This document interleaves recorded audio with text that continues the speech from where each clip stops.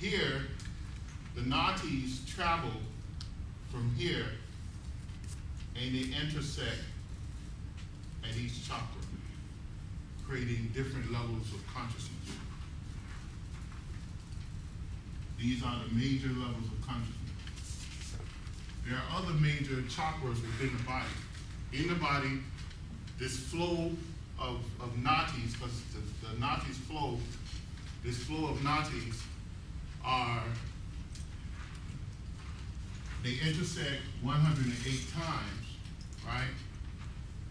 And they create 108 type of levels of consciousness in the auric body, right? But you have what's called major chakras. Major chakras. You have minor chakras, and you have minute chakras. Okay. The major chakras, it intersects 21 times. The minor chakras, it intersects 14 times. The minute chakras, it intersects 7 times. These levels of consciousness. Now, in most yoga, in most public yoga, the ones that give out to the public, they deal with the major chakras. They rarely deal with the minor chakras.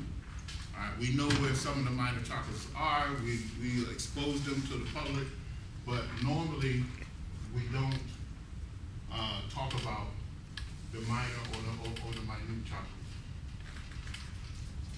Now, the flow of energy that's coming up from the base of the spine is coming up from the base of the spine because the life force of the body is dormant there, which is called Kundalini, okay?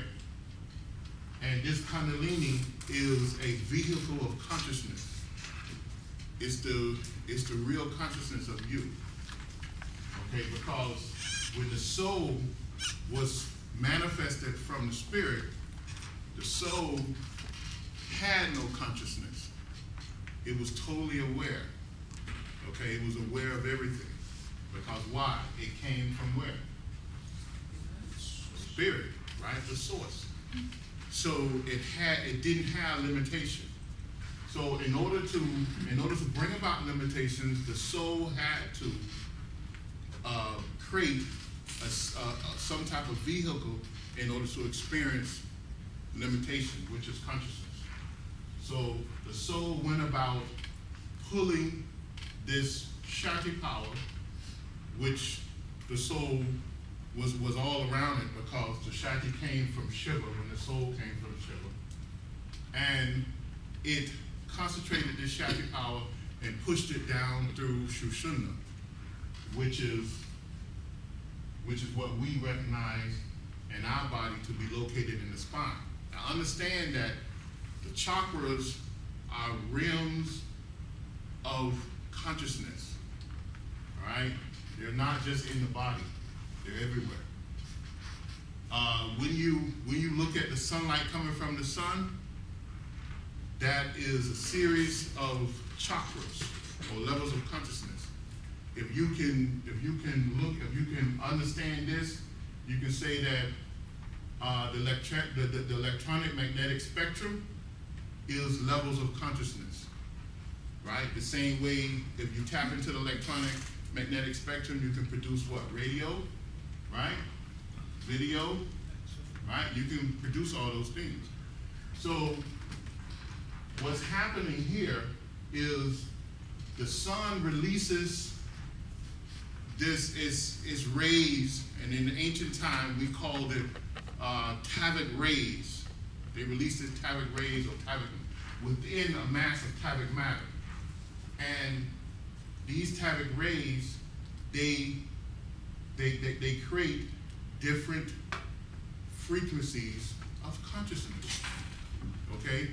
That's picked up by the chakras and translated with the help of the soul, okay?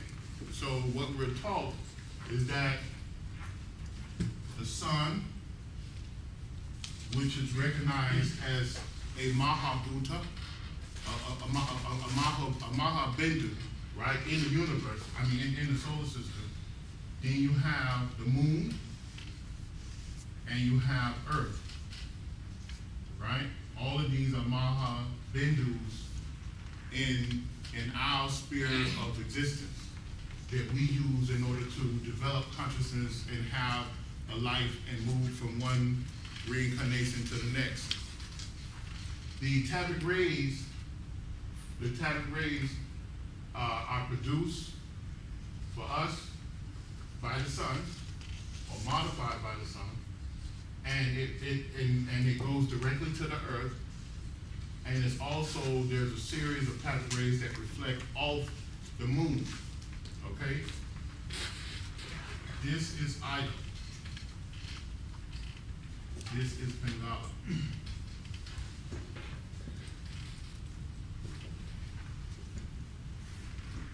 Those rays are collected by the idol, right?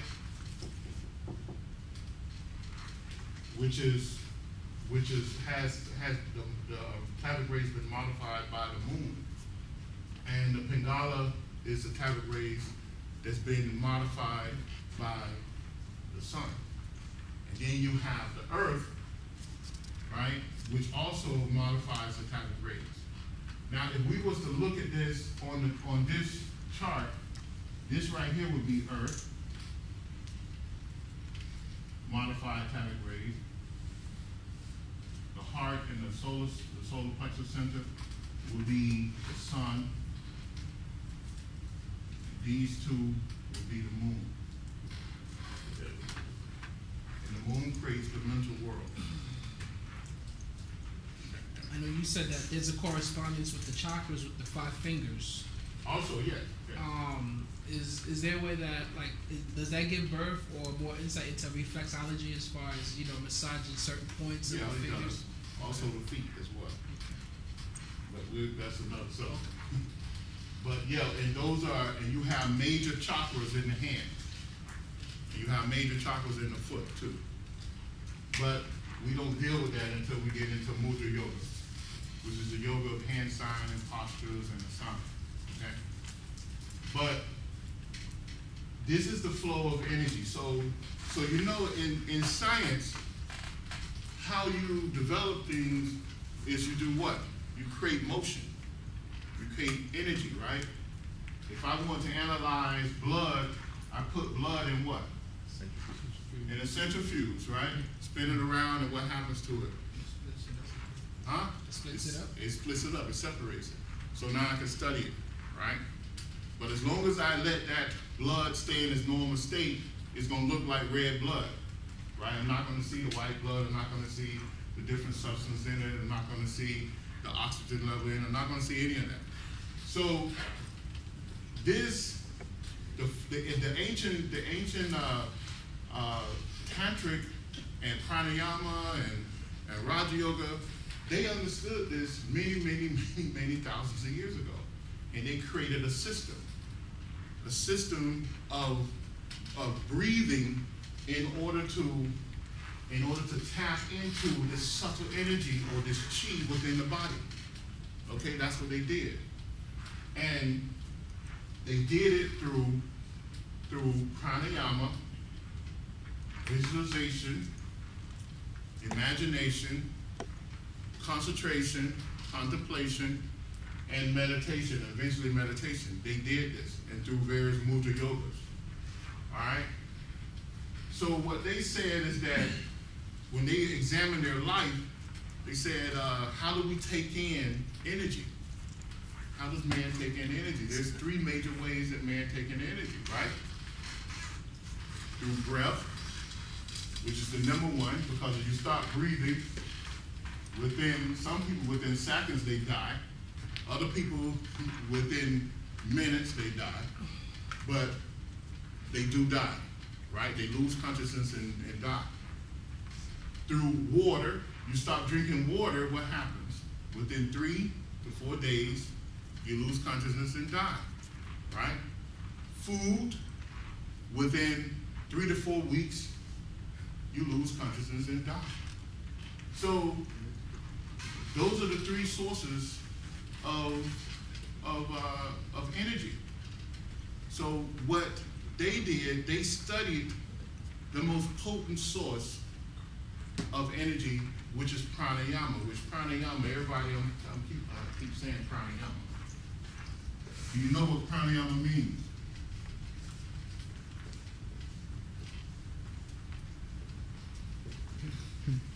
Pranayama means control of prana. Okay? And prana is what? Subtle energy.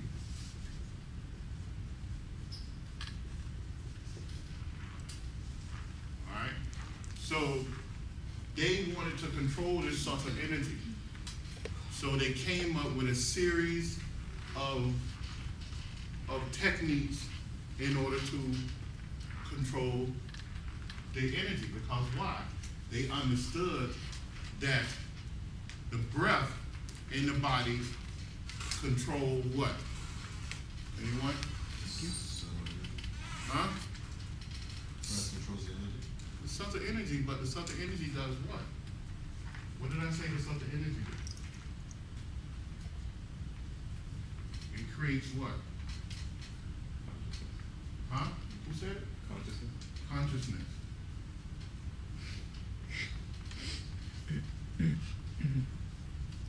See? So by controlling the breath, they knew that they can control the subtle energy, which will control consciousness. All right? So they created a series of techniques and exercises in order to do this. In order to control the state of consciousness. Okay? So through breath control, or the science of breath control, they created these series of exercises of regulating the breath through a rhythmic type method where whenever they breathe in, they make sure they breathe out. Okay? So they measured it with many, many different devices. One of the devices was automatic counting, all right? And if they counted 16 breaths, units of breath that went in, they made sure that 16 came out, all right?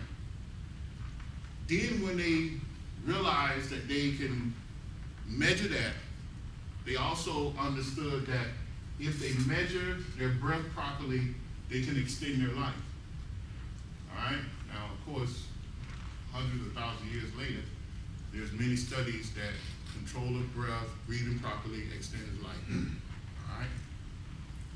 And many, many examples that medical science have done, and they notice that athletes breathe better than the normal person. In fact, even their heartbeat is slower. Okay? So the next thing they had to devise is how to increase that subtle energy within the body. Because they understood that this Kundalini, that over 90% of it was dormant. Okay? The ancient science, the Upanishads, told them that it was dormant. The sutras told them it was dormant. The sutras of Patanjali described it as dormant, a dormant power. So what did they do? They came up with a method in order to, when they breathe in, they breathe in for 10 counts or 16 counts. They hold for double that count. They hold their breath. Because why? Because they extend the period where there's no breath feeding the consciousness, right? And the longer they can do it, the more they can excite this Kundalini, okay? Because the Kundalini kicks in, all right? So they went through periods where they hold their breath, they breathe in, and then they breathe in 10 counts, they hold for 20 counts. They exhale for 20 counts. But first, they had to get the first one right where they regulate their breath, to make even their breath out, the inhale and the exhale. Then when they got that, they moved to the point where they double the retention of breath. And during that time, they can increase this. And they usually, once they got that rhythm down, they were able to introduce something else into pranayama. Who all heard of mantra? Okay. So they introduced mantra. Anybody know what mantra is? Is it like audible words that you say that activates the auric body? Sort of, yeah. Mantra is a sound vibration. And it's an ancient sound vibration used by the soul in order to develop all these bodies and tap into the chakra system. If you go and look at any chakra diagram, you're going to see something called the petals. Everybody heard of the petals, right? In yoga, the yoga petals, right? Nobody heard of them? You're going to see the petals, and the petals are nothing but seed mantras.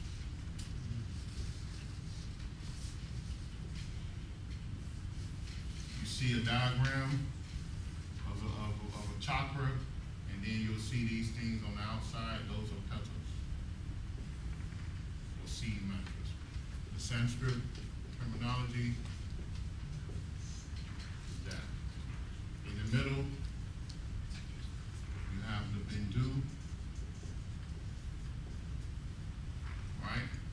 So those are petals. Now, these sound vibrations, you hear the yogis chant, right? They chant these mantras over and over and over and over and over. What they do is they excite these petals. And you got to remember that the chakras are vortex centers of power, of energy. Because why? What happened? With the major chakra, you have how many? 21 intersection of what? Nadis, which is what? It's a current. It's a current that's going through 21 times. So here, in these petals, is where the nadis cross in the chakra. So when you chant the mantra, you excite them. And when you excite them, what happens, it calibrates those chakras and it causes the aura around the body to spin. Right? Now when you have something spinning, what do you have? And you have a vortex of energy that you can tap into. Okay? So it separates the negative blockages of the nadis or the auric fields, and it creates a pure entry and exit of energies, right? One of the main reasons why we, in this day and time, according to the ancient sciences, that we don't have our psychic abilities as the ancient people did, is because we build up this great distortion around the earth. We polluted the earth, right? And we polluted our orbs. So in ancient times, if we go back to the ancient books, in fact, there was a good book that translated this pretty well, I thought. It was written in 1893 by Rama Prese. 1897. And what he did, he translated an ancient or secret Upanishad talking about these Tavagres and the flow of prana within the body and the universe. And in there, he stated that the original base of the spine was at the heart chakra, and that all of this is a result of the fall of man. Okay? And he said that it was recorded in most of the Bible around the world, no matter what country they were in, no matter what culture it came from. In the Christian Bible, they call us Satan. They say Satan fell out of heaven. You heard that story? Mm-hmm. How Satan fell? Well, that was the race of man. According to this ancient teaching, that we fell from heaven, and also who else fell too? Adam and Eve, right? They was kicked out of what? The Garden of Eden. Because at that time, mankind, base of the spine, his consciousness was here. And when he fell, his consciousness fell back down to here. And produced the race of people that we know about as ourselves. Okay? Because before, the mankind was more etheric. Because these are the etheric realms here. And these are the astral and physical realms down here. Okay? So mankind was much more etheric, in other words. So he was able to tap into those havoc rays. Okay? He was able to tap into them and manipulate them in the fashion that he wanted to. Okay? In other words, he was able to tap into the chi, the prana, or whatever you want to call it. Yes. Yeah. I know there's certain different stones, crystals, minerals that corresponds to the different chakra and assisting it to, I guess, as a gateway and assisting you to reaching a level of consciousness, I guess, faster. Is there any validity to that? Like certain crystal has certain properties that activate certain... It used to. Yeah. Not much anymore. In order to tap into the crystals and all these things, you have to use mantra or mudra in order to tap into it. We can't naturally tap into it now the way we used to. And also, it's not easy to find them anymore either. Yeah, it's not that easy to find. Because before that time, the ancient books and anything I'm telling you, you can go back and research it yourself. Before that time, there was something called, was the best name we could come up with, is element X, right? And this element, it was a fluid type element. It was also gaseous. It wrapped itself around. It came out of the ground and wrapped itself around the earth, right? And what it did, it gave us longevity here on earth, and it gave us a connection with the earth. All these movies they make it, they go back and read this stuff in the secret doctrines and the Avatar. Everybody seen the Avatar? And on that planet, how they was connected to the planet. Well, all of that comes from the ancient books. There was this element X that was back. In fact, it was still here on Earth some 18 million some years ago, during the civilization of Lemurians. Okay, and after Lemurians came what's called in what a theosophical group called it the ring past knot. Anybody heard of the ring past knot? The ozone layer. The ozone layer was placed around the Earth, and what that did, that retarded us in a sense. All right. So what happened was, when that happened, there was a restriction on this element X. and it was pulled back into the earth, so that it didn't go into our soil, it didn't go into the atmosphere, it didn't go into the food we ate. It was after the fall of Lemuria that the ring past not was put. Yeah. And then after that was Atlantis. Then after the fall of Atlantis, it was reinforced Oh.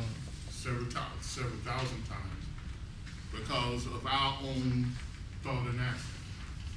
Okay? We created a distortion here on earth. And man began to live in this realm and the realms below. Okay? So each chakra level represents a realm of existence. The chakras in the legs represents the animal kingdom. The chakras from the base of the spine up represents the human kingdom. Okay? So the prana, in retaining the prana, you excite the Kundalini at the bottom. Right?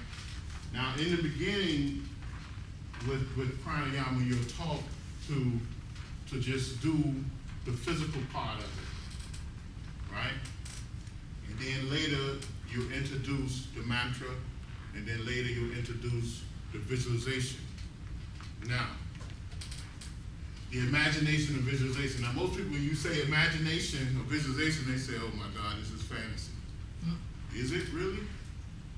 Because what holds that chair together? Anyone know? Huh? Mind holds that chair together because why? It was perceived in what? In someone's mind. The design of that chair came from an ideal. It came from an ideal. A design for the car came from an ideal. It came from someone organizing their thoughts and predetermining all the actions that's needed to put that car into operation and sustain it. The same thing with the chair. So now, thousands of years ago, of course, the yogis said that mind molds and shapes matter,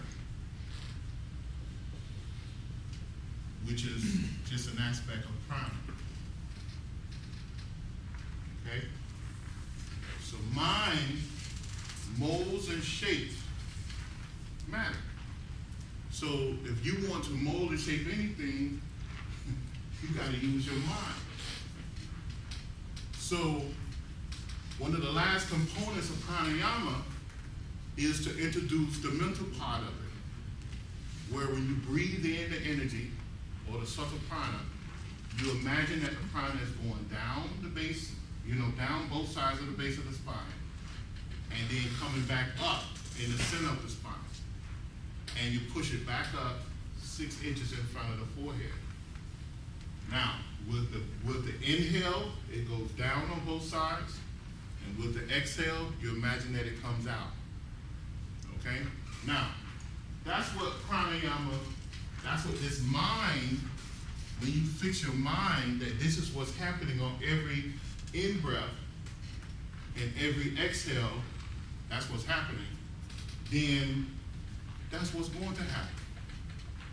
Okay? Because your mind shapes and molds matter. Most illness is what?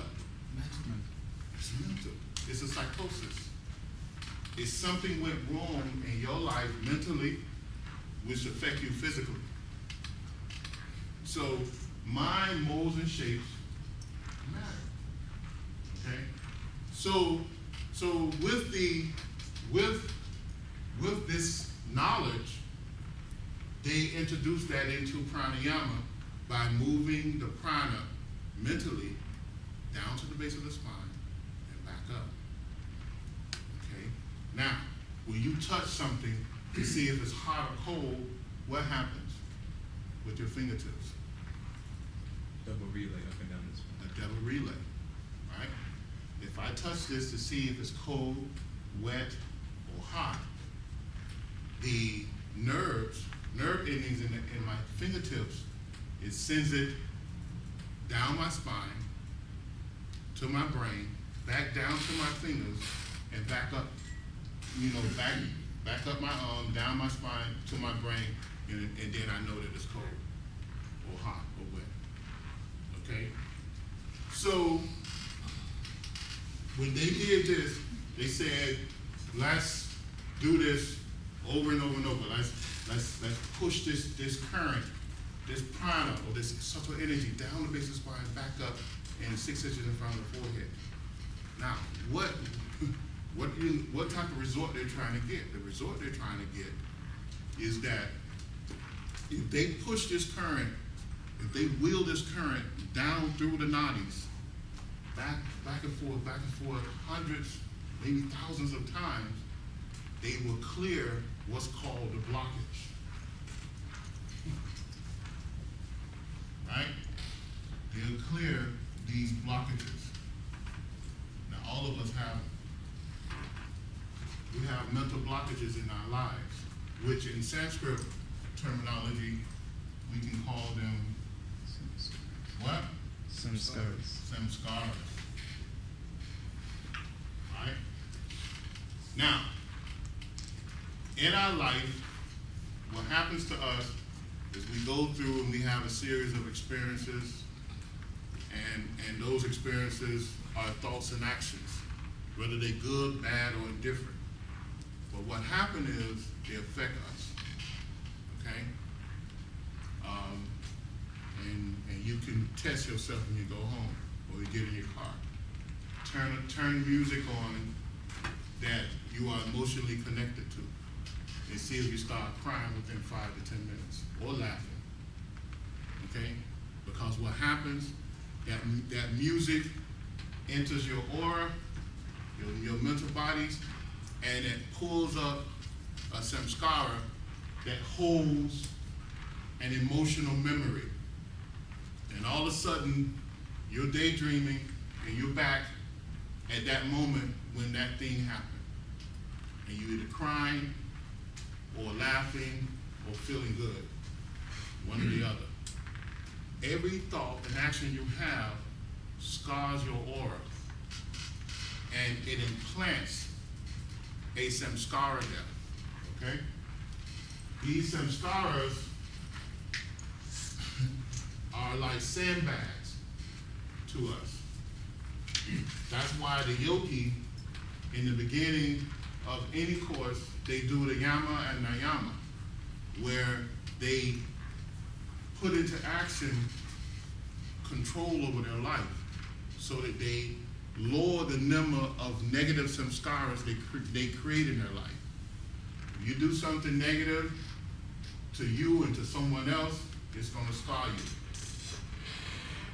And in the long run, what happens is that you have to burn up that samskara or that karma, that negative karma, because that's what it is. It becomes negative karma. And you have to burn that up. You have to create positive karma in order to burn it up. So in the nadis of the body, the nadis carries consciousness throughout the body. You know, it carries this vital life force that helps you to do whatever you want to do. So what happens is the prana, the pranayama, it cleanses those samskaras. It clears the blockages. Mantra does the same thing too. Now, what happens then? In your nadis, when you get a good flow of prana within the nadis, it begins to, the right and the left side begins to charge the brain. When it begins to charge the brain, then what happens? You have physical senses, right?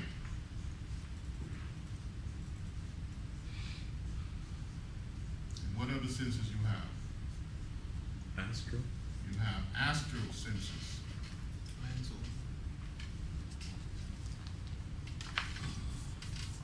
Now, when the aura is charged or the nadis are charged, what happened to these senses, you have about 10 senses on each one of them, the yogis say.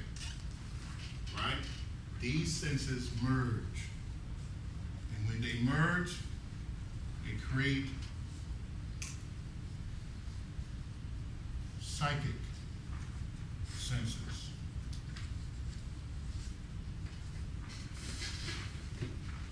When they merge, they create psychic senses. In other words, what happens is that the physical sense, you can see here, you can see into this physical realm, but if you was in your astral body, you can see into the astral realms, right? Or you can see the auras around the body, right? So when you clear the nadi pathways, begin to clear the nadi pathways, you begin to experience psychic vision, psychic hearing, psychic smell, psychic taste, psychic touching. You begin, because why? You clear those nadi pathways, those blockages, and you are lowering the emotional output by your yama, nayama, right? And what happens is the senses begin to merge. You become aware of your astral body during your awakened state. Now, every night you go to sleep, your astral body is going to separate itself from the physical body, and it's going to wander around. And it's going to do those emotional things that you love doing. If you love doing tennis, you'll be out there swinging that paddle doing tennis. If you love running, you'll be out there running. If you love sitting on the computer all night long, that's what you're going to be doing on the astral realm, or playing some games on the TV or the computer. So you go back and do those things that you love, because your astral body at this stage of your life is an emotional body. See? So the yama, the nayama, the mudra yogas that's taught in the 8 limbs, and then the pranayama, it move those blockages, take control of the astral body, and begin to help you to become aware of your psychic, of your astral senses, and merge the astral senses with the physical senses, creating psychic powers, or what the yogis call the siddhis. Okay? So that's what pranayama does. It cleans those, it clears those nadis, purify the aura, purify the nadis, and merge the physical and psychic senses, so that the physical and astral senses, so that you can experience psychic abilities. Yeah. How would this relate to, say, dreams? Or is it related? Relate to what? Dreams. Dreams? What, when the astral body goes out? It could relate to your dreams, or most dreams are really past thoughts. That's what most dreams are. Okay? When you have a dream that feels very, very real, as though you can touch, because in most dreams, you touch something, you don't feel it, right? You don't feel it, you don't feel the cold, you don't feel the sunlight, you don't feel those things. But when you do have a dream and you do feel those things, it's probably not a dream. It's probably some type of astral projection. Okay? But most dreams is past thoughts, or things that you've been worried about, or things that's locked in your aura, and then you go to sleep and you relive them through some type of visual perspective, okay, and it's not real. But when you have a so-called dream that you are trapped in, and you feeling all the pain or whatever, then it's probably a projection. One of the best things, if you want to get out of that dream, take a deep breath. Force the physical body, concentrate on the physical body, and take a deep breath, and you'll come back to the physical body. Okay, now, if you want to just say, okay, I'm dreaming and I want to go to Egypt, then maybe you'll make it, before you lose consciousness. Yeah. So is that the plane where psychic attack occurs? And What the astral planes? yeah. Sometimes, but that's rare. Psychic attacks. I mean, you have to be a very, very important person to get attacked psychically. So it's kind of rare. And how would you know if you get attacked psychically? You'll know. You will know. You know, you asking me how does it feel if somebody come and punch me upside the head? That's what you asking me. You're gonna know if you're getting attacked psychically. You're gonna feel the pain. You know, so you'll know. But that's rare. It's rare that happens. You know, unless you have really advanced yourself and you're going spying or going places where you don't need to go, then that's when you get attacked. Okay? The astral realms is very similar to this realm right here, to these realms. Okay? They have buildings, they have vehicles. The vehicles are a little bit more advanced, but you know, they have schools, they have societies, they have bars, they have all those things. Okay? And they have banks, they have where people have hoarded, you know, they don't tuck all the gold and all the stuff and keeping it for themselves or whatever. They have all that, the same mentality we have here, they have it there. Okay? So, Who is they? the astral planes do. The astral planes. The people that inhabit it. Huh? And the people that inhabit it. Yeah. Either the lower heavens and the lower. The lower heavens, lower hell, what they want. Some, I guess, people call it too as well. You know, and it exists. Who in here ever experienced astral projection? So quite a few of you all, right? So it exists. You know, it exists. So it's very rare that you get attacked psychically. It's very rare. I know a lot of people promote that stuff, but it's a rare thing. You had a question? Yes. Like how some people are capable of like traveling to those astral planes. Are those beings capable of traveling here too, or are they as aware as we are? Yes, they are. They are. This room is full of them right now. So they came here, they're here to lecture the same way you did. So it is just the way we are, you know, just the same interest we have, they have that same interest. So it's here. If you develop yourself psychically, you can project from your body into your astral body and either go to the other side of the world, between the realms here still on the astral planes, and visit somebody, a friend, or relatives, or just go and see how the Great Wall of China is, or the pyramids in Egypt. You can go and visit those things, you know, through your astral body by projecting it. Or you can go to the what they call the lower heavens or the lower hells or whatever. You don't want to go to the lower hells. But you can travel to the other side of what they call the spirit world. You know, it's you know, it's just that easy. And all of this, go back to our website and you'll see the books. You'll see many authors that write on these things and talk on these things. They're not in a popular circle, but if you read them, you'll know that, hey, these are lawyers, doctors, people who have did real study, and they have to develop themselves. You have the yogis, who a lot of yogis, I mean, in my opinion, they just like doctors, you know, because they understand the metaphysics of the body.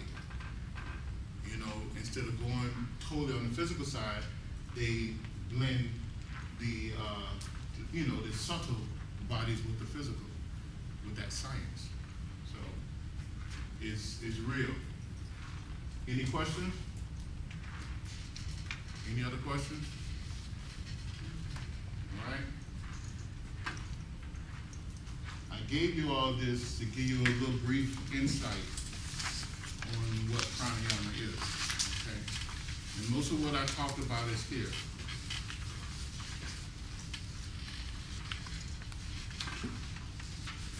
All right, so your leisure time, you can go into it. And on the website, there's a book called The Science of Breath by Yogi Ramacharaka.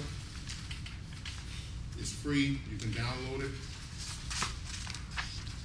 There's also a more advanced book called Nature Final Forces by Rama Press. It's free, you can download it. And there's also a book called The Science of Pranayama by Swami Sivananda. It's a little advanced because it has Sanskrit words in it, but if you search the website, there's a encyclopedia on there to translate the Sanskrit word. The website is mysticknowledge.org.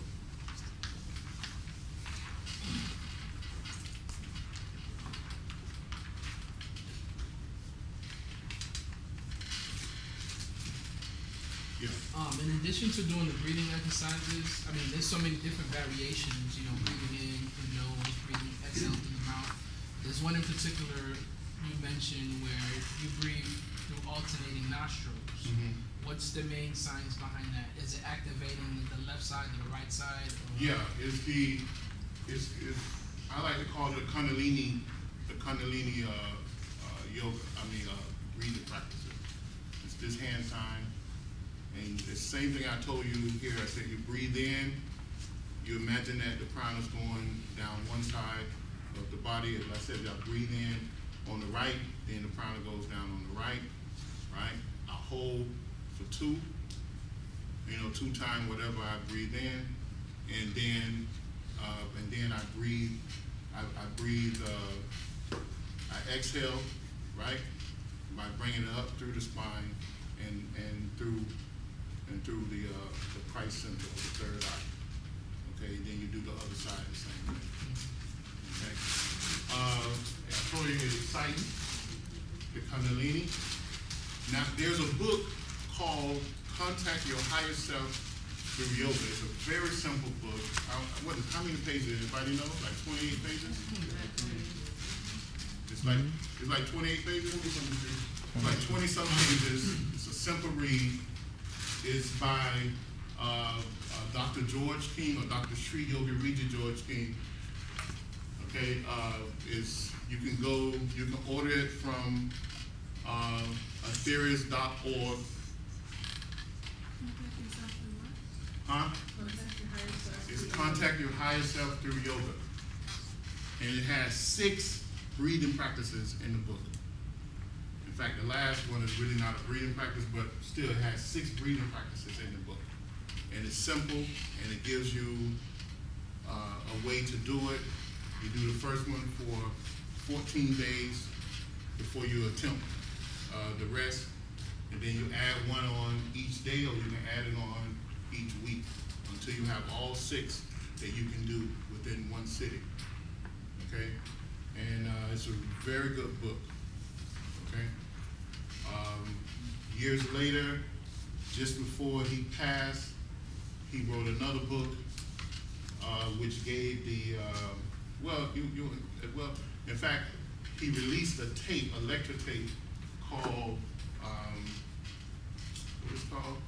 Mystic Yogic Breathing, and you can order that also, and it's very cheap. It's like, I think the book is not even $10, right? It might be electronic now. Huh? It might be electronic now. It might be electronic, and then the lecture tape might be electronic too, right? Mm-hmm. Yeah, it's called Mystic Yoga Breathing. Aetherius.org, and you just go there and order that, and I think that's the best pranayama system that you can use, for the lay person. Now, the other books you read for knowledge and understanding. Okay. Any other questions? Yeah. Just trying to connect some of the scientific to some of the around there. Everyone's concerned about the ozone layer being eroded. Mm-hmm. Based on what you described to me, that means to me that the block is being removed how I interpret it. Yeah, that's what's happening. That's what's happening. What they call the theosophical, the ring past knot is being removed. Now, I mean, you could do the equations for yourself, right? If you had an ozone layer, and that ozone layer was blocking 50% of the sun, right? Then the soil was affected, right? So certain nutrients that the ancient civilizations were getting, we haven't been getting. So what's going to happen is that as it disappears, things are going to change. So you do have a change coming.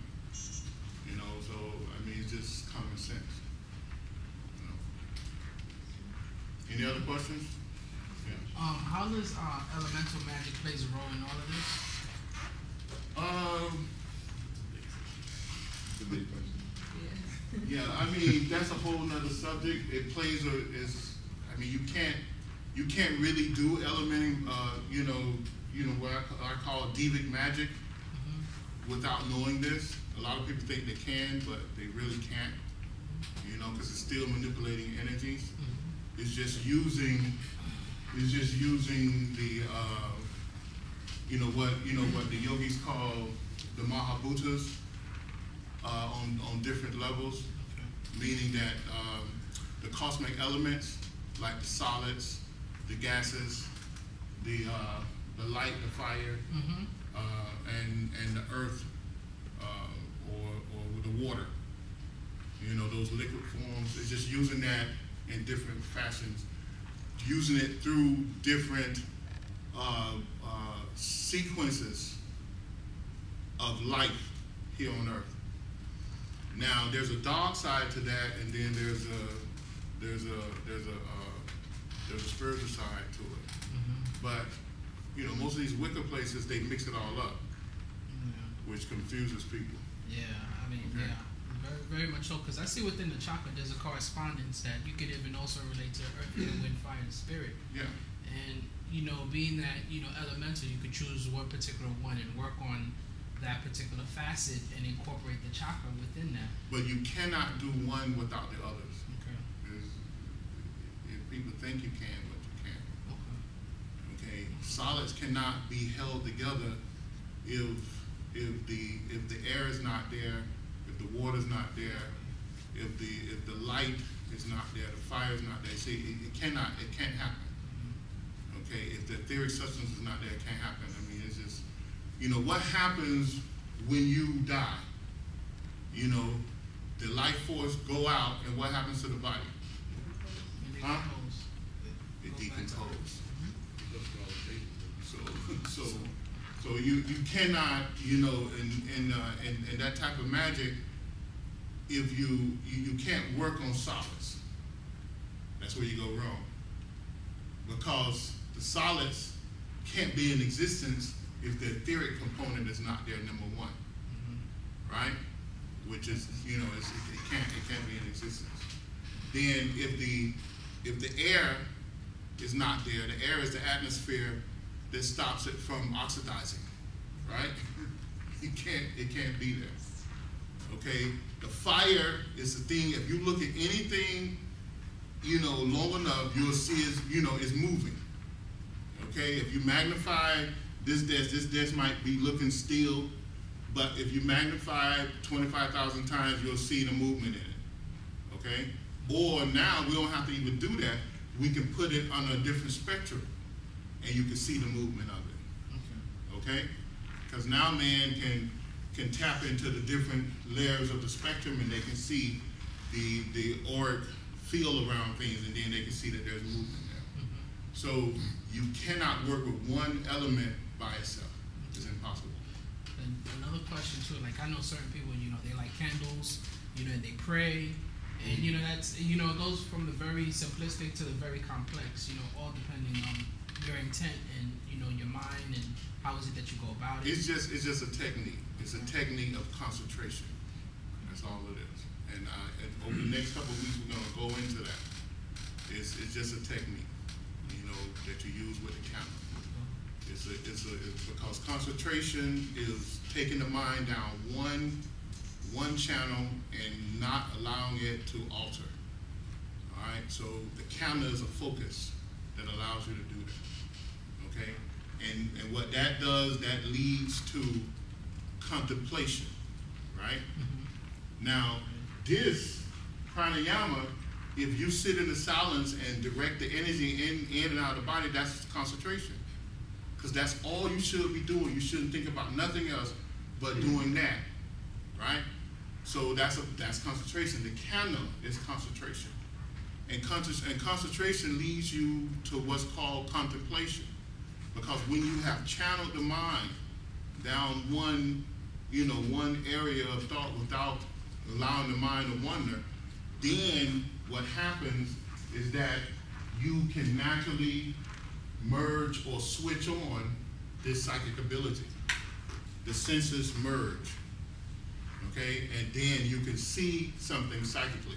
You keep staring at one thing, and then all of a sudden the aura pop out, and you see the aura around it. All right? Then when the aura pop out, you study the aura, and you can see thought patterns within the aura of that object, where someone touched it. And if you study that thought pattern, you can see the makeup or the mentality of the person who touched it, because they left a trace of themselves there. See, that's what those techniques do. Okay, now, contemplation leads you to meditation or samadhi. Okay, and that's when you become one with that object. And that's when you physically, you move the Kundalini from the base of the spine up either to the sex, solar plexus, or heart or chakra. You physically move either a portion of it or all of it, right? And when you do that, you physically feel it. You know, if you just move part of it, you can physically feel that movement of energy, right? Because what you're doing, you have to move it in order to open up the chakra, in order to look through. And why you want to do that? Because you can look at the real thing. You won't, you know, it's not just one object. It becomes multiple objects. It becomes, you know, you look in many different realms of existence and you see the totality of that particular object. All right, you see everything that's coming in and out, and that's a difference. So that's what those techniques are for. We're going to go into that later on when we get into the other limbs of yoga. All right. Yeah. I'm pretty interested in developing my astral sense. So, is there any like techniques or like little things that I can be doing every day? I told you, get the book. Get that book. It's a simple book. It's called Contact Your Higher Self Through Yoga. All right. Get that book. Get download the pranayama book too. Right. And do I have Raja Yoga on there? Do I have Sivananda's Raja Yoga? You have Vivekananda's and Ramacharaka's. Get Vivekananda and Yogi Ramacharaka. It's free. It's called. And that's all on your website. It's all on the website. It's called Raja Yoga. Okay. But by the simple practices while studying that, it's going to be simple. I can give you the mental exercises to it once you read it, but get the Contact Your Higher Self Through Yoga. Yeah. Recently we took many photos with orb on it, especially in our rooms. Is that good? The orbs around in the room? Orbs are everywhere. Like what are the just energy or this spirit? It's just energy. It's weird that it's in a room though. Where's the room at? Where's the room located? What side? Oh, it's a little shed that was in the backyard. It face the east? No idea. It's on the south side of the house. The southeast side or the north or the west side? Southwest. Southwest? Yeah. When do you see the orbs? In the evening. Yeah. That's cool. That makes sense. The sun is setting. Yeah, because we took photo in the room and in the yard, Yeah. and sometimes they pop out, and like they pop out a lot of times. Yeah. So if the sun's setting, you have these energy gobblers, they call them, they're orbs. They float through the open air. So it's not a concrete steel place. Is it concrete? It's not. Okay. So it can penetrate that easy. Okay. So that's what you're experiencing. They're pranic globules. Yeah. They're like pranic balls of energy. There's subtle balls of energy. Is there any consciousness in them since they're energy, or not really? Everything has consciousness, even energy, but it's just doing its job. You could use our practices to. Yeah, but that's down the road. What the yogis do? The yogis breathe those when they see them, they attract them to them, and they breathe them into their body to energize themselves. Okay, I had a student years ago. He was in this class and he went to Egypt and he took a picture and there was hundreds of them inside the pyramid.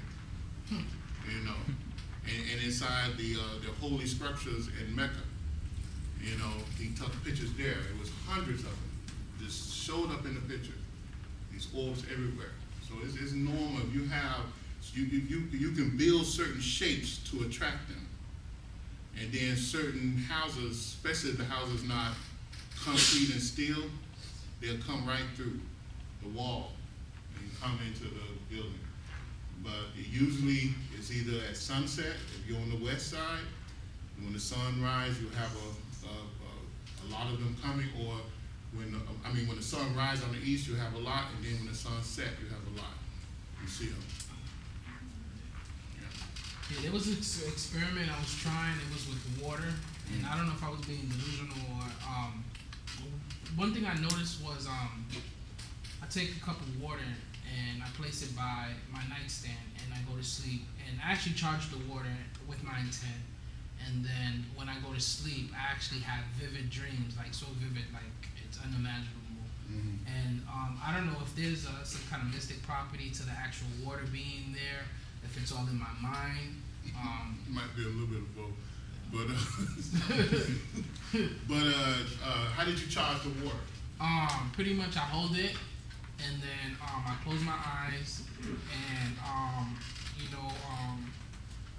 and being that through my palms, it's kind of like I rub it and I actually feel the vibration and I touch the cup of the water and I just charge it and I actually feel it, like it's almost like a vibration that goes through my body and it's kind of like it's like a 3-second charge of it.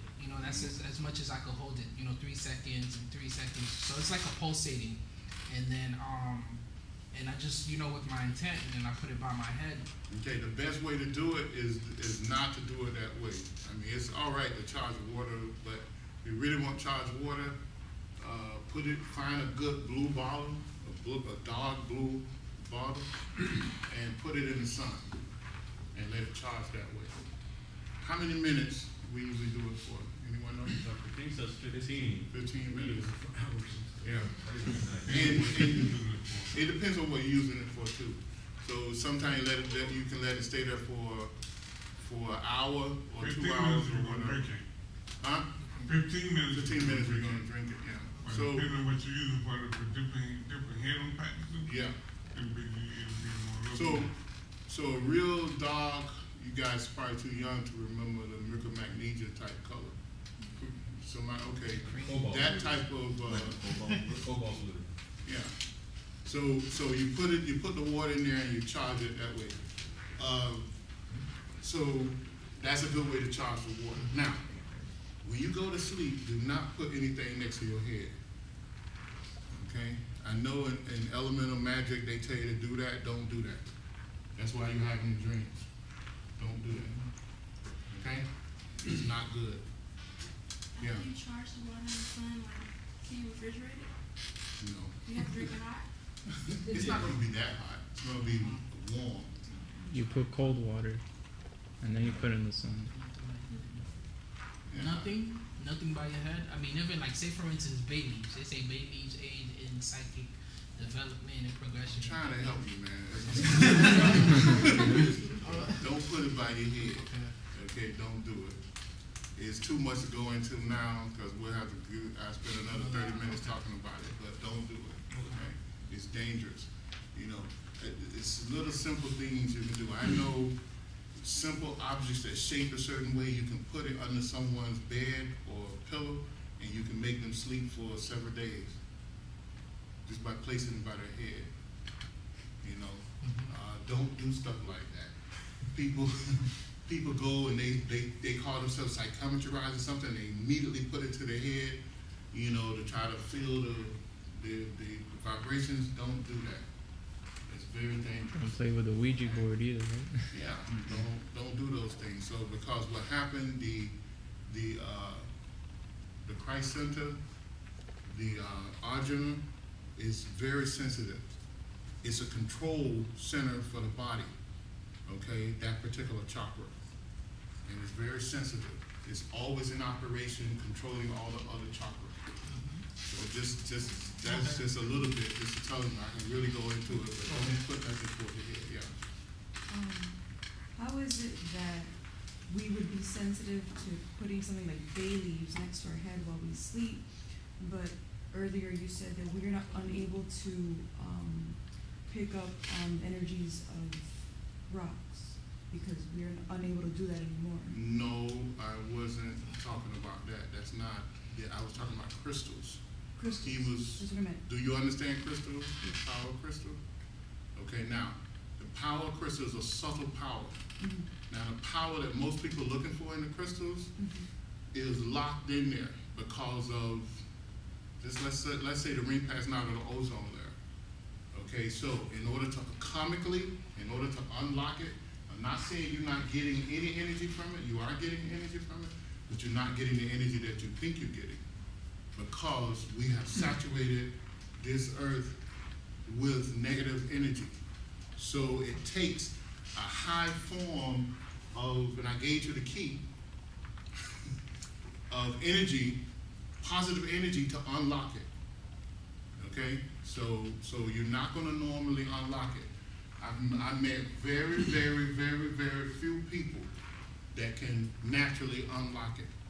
And it's mainly because of their aura. You know, some people may have an aura that allows them to do it. But majority of people, 90% of people, no, they're not going to be able to do it. You know, yeah. And some people use crystal, they build the brick, like they said that they can change the energy. Like, what do you think? Is it good or bad? What for healing?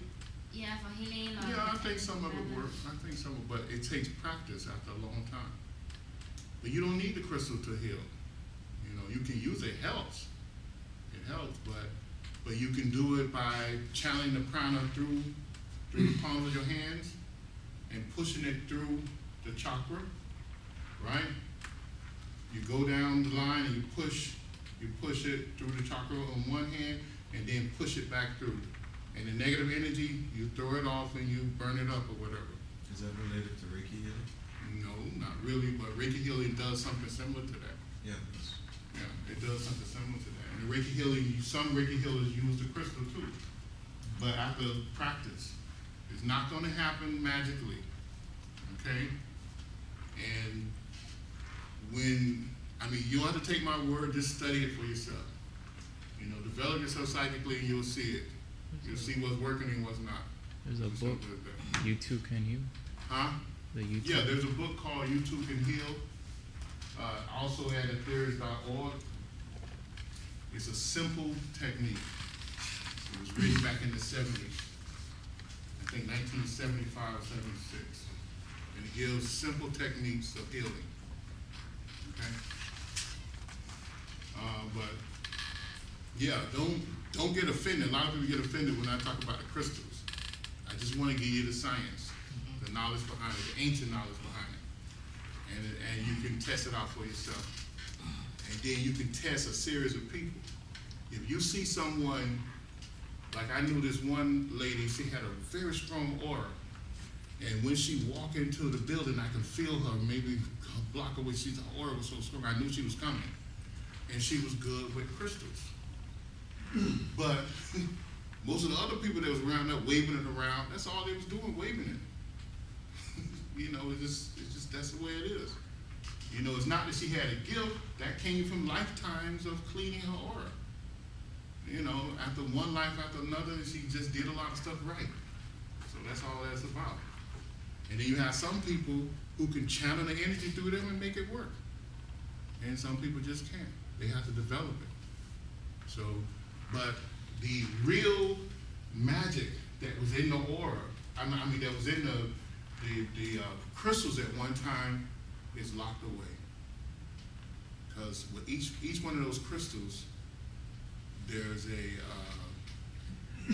diva connected to it, right? And in old times, it was so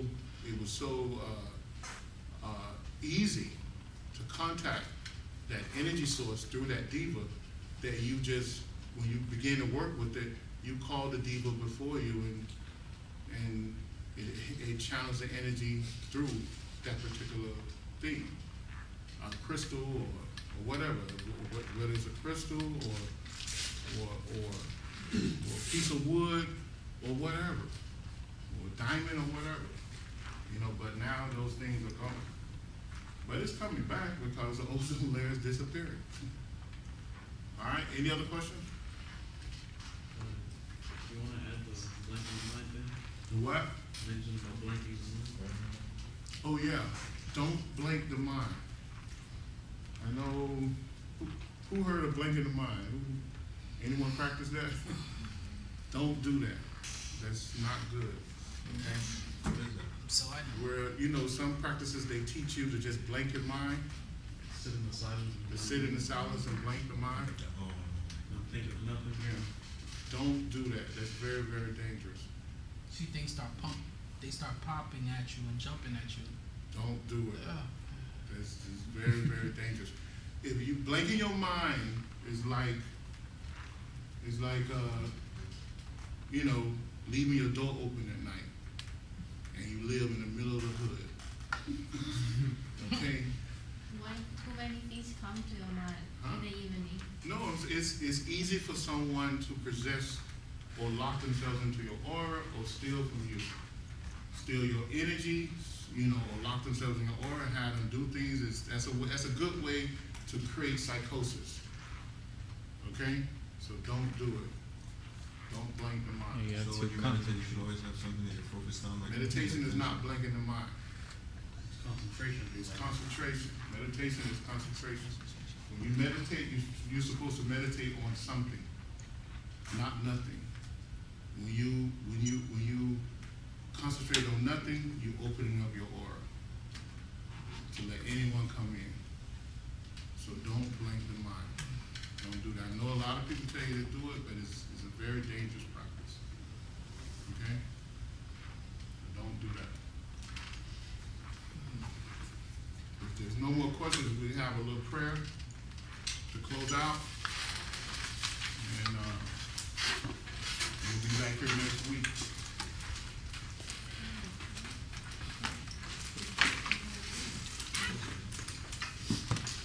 Our prayer is a little different.